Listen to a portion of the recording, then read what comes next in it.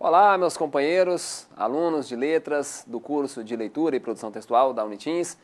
Continuando as produções textuais, eu tenho certeza que você já está bem melhor.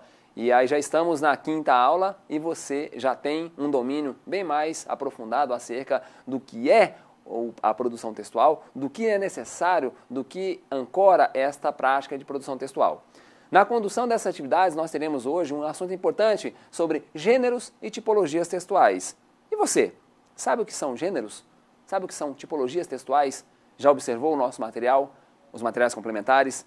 Pois bem, esses assuntos não podem ficar de fora da sua prática docente, da sua prática acadêmica no curso de letras e, evidentemente, da sua produção textual no cotidiano. Dominar esses recursos é, sem dúvida, uma forma muito mais ampla de você ter argumentos, de você ter técnicas, de você ter objetivos, de você ter foco na sua produção textual. Gêneros e tipologias textuais fazem parte do nosso cotidiano. Todos os dias você lida com essa ferramenta. Entretanto, você não para observar que elas estão aí no cotidiano. Saber que elas estão é muito bom. Utilizá-las é melhor ainda. E eu convido você a uma utilização mais aprofundada. Vamos lá? Pois bem, é interessante que você perceba que, como Marcuski cita na obra aí, no texto base mesmo, que todos os textos se manifestam sempre num ou no outro gênero textual. Um maior conhecimento do funcionamento dos gêneros textuais é importante para a produção e a compreensão.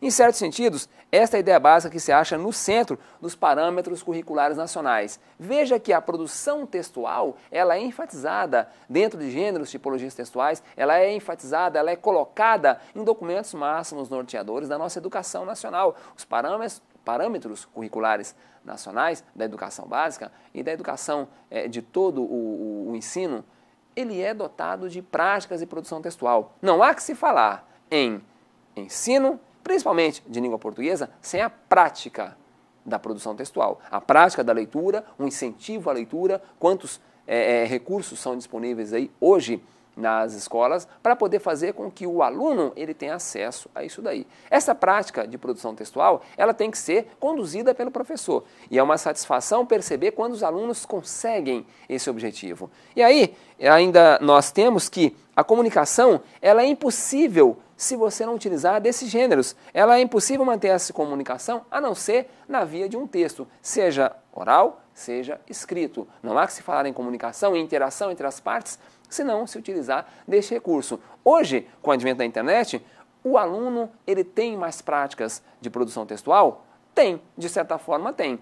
Só que ele está voltado para um público específico, uma informalidade específica, e isso traz reflexos na sua produção. O professor, ele deve lançar mão desses objetivos? Sim. Ele deve dotar a escola de recursos suficientes para poder o aluno garantir sua produção textual, inclusive com leitura de blogs, leitura de sites especializados. Os próprios professores produzem seus blogs, seus sites, textos, exercícios são colocados na prática de produção textual, mas se você não tiver o domínio do que você está fazendo, você vai estar lançando palavras ao vento. Não vai ser interessante. Ainda assim, nós temos que os gêneros eles são dinâmicos.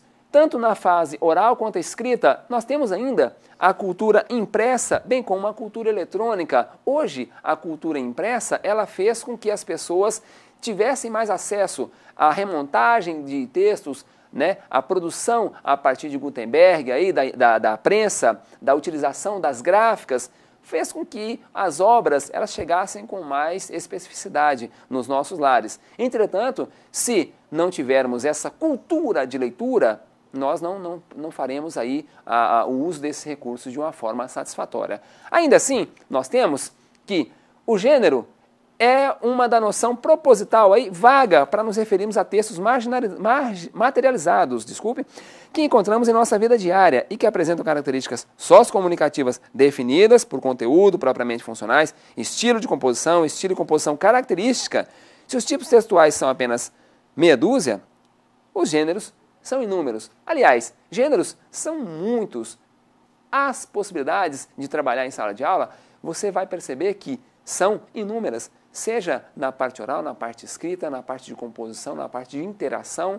Quantos recursos eu, particularmente, gostaria de ter tido acesso na prática discente como aluno lá no ensino fundamental? Eu não tive acesso a isso daí. Hoje a gente percebe que os recursos são muito mais amplos e o professor ele consegue ter uma gama de informações para poder trabalhar com isso daí. Ainda assim, eu menciono para você que nós temos aí contos de fadas, lendas, narrativas, né, as conhecidas fábulas aí. Esses recursos são importantes para você trazer de acordo com o seu público, de acordo com o seu corpo discente, você vai fazer com que tenha mais vontade de acessar a leitura. Ainda assim, nós temos os relatos de experiência, relatos de viagem, diários, currículos, notícia, reportagem, crônicas, aí ainda até fazendo alusão às crônicas de Nárnia, várias obras específicas que relatam aventuras vivenciadas.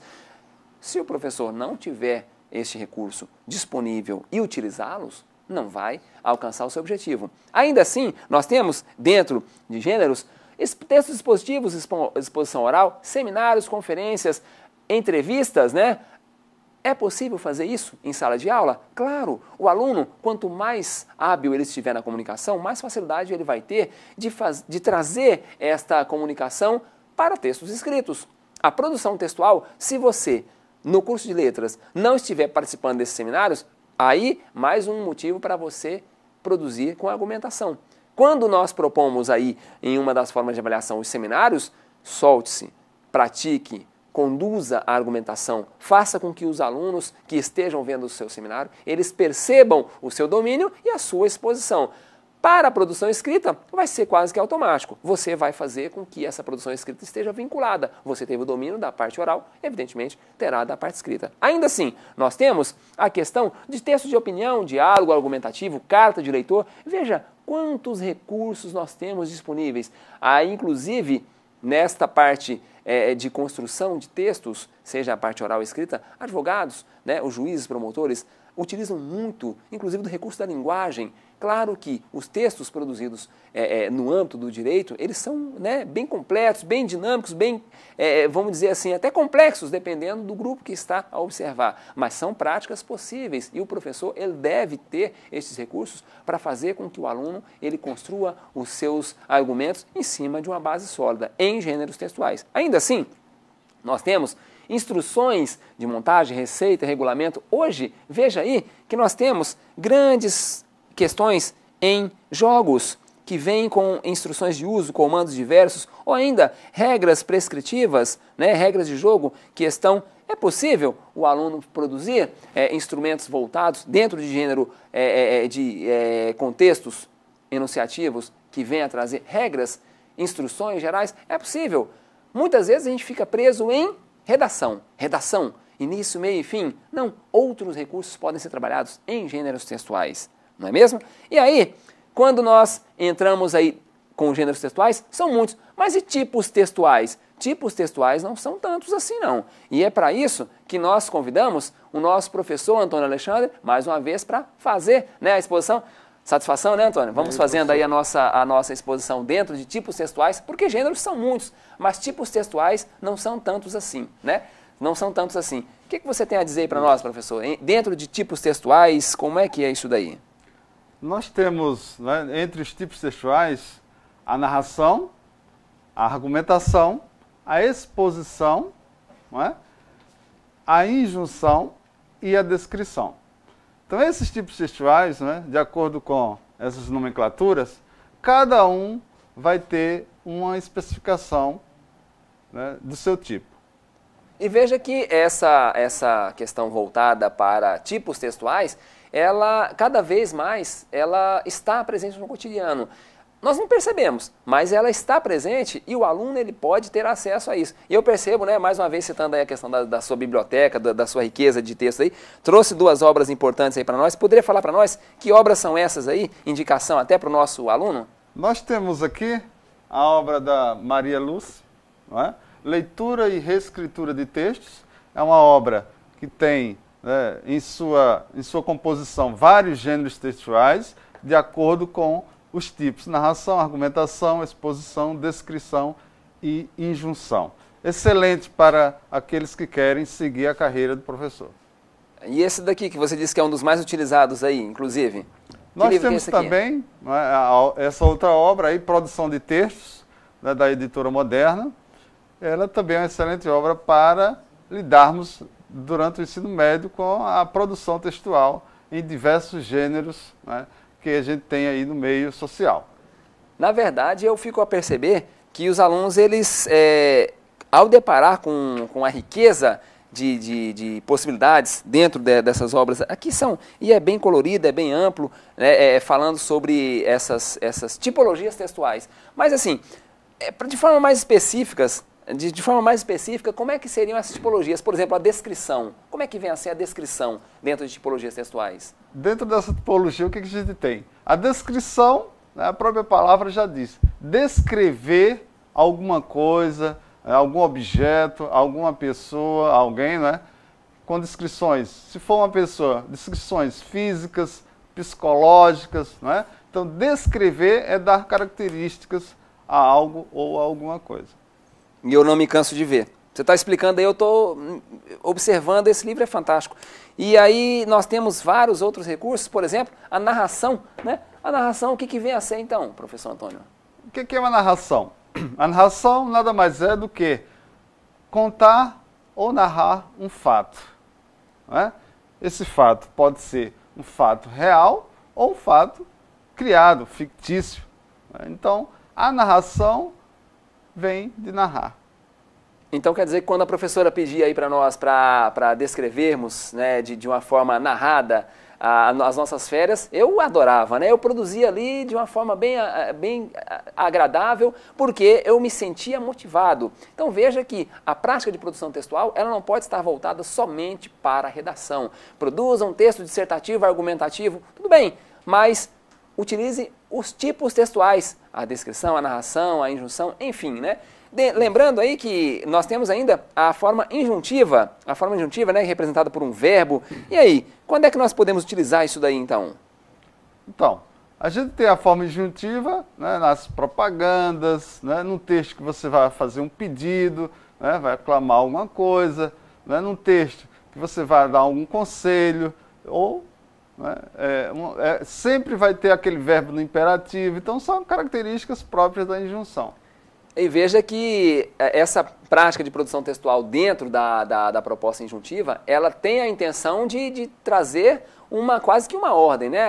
Verbos no imperativo, a utilização aí de recursos que puxam a pessoa para o texto. E é interessante, que outro exemplo nós temos aí, professor? Nós temos aí o exemplo da expositiva. Essa daí é muito utilizada, né, na prática de produção textual. Como é que seria então essa forma expositiva? Não. A forma expositiva, ela tem uma característica peculiar que é expor um fato, mas o autor dessa exposição não pode dar sua opinião, ele tem que ser imparcial. Ele vai só expor determinado fato, acontecimento, sem interferir nesse fato.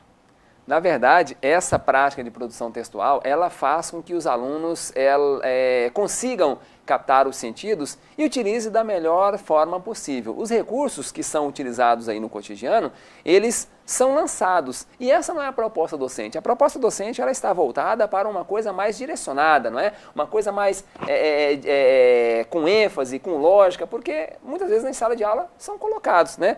Temos ainda a questão argumentativa. Aqui sim é que faz uma grande diferença nessa prática de produção textual. E o que vem a ser, então, essa prática argumentativa, essa tipologia argumentativa?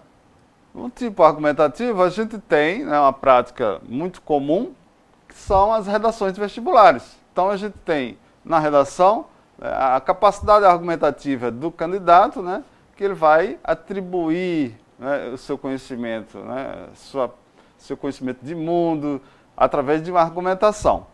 Então é aquela coisa, né? Você vai produzir um texto que tenha argumentos para se defender uma tese, né? Outro detalhe interessante, professor, é que esses tipos textuais, né, os textos não estão condicionados uniformemente. Então você pode ter, por exemplo, em um texto argumentativo, ter partes narrativas, né, de uma narração. Sim. Citar algum fato. Então isso não quer dizer que essa tipologia seja uniforme. Você vai ter sempre textos argumentativos, somente argumentativos? Não, pode haver também partes dentro desse texto argumentativo que tragam a narração. Então veja que a capacidade de utilização desses recursos aí, ele cada vez mais amplia a possibilidade docente, discente e evidentemente da produção textual, né? Lançar mão de todos esses recursos faz com que a prática de produção textual ela seja inclusive satisfatória.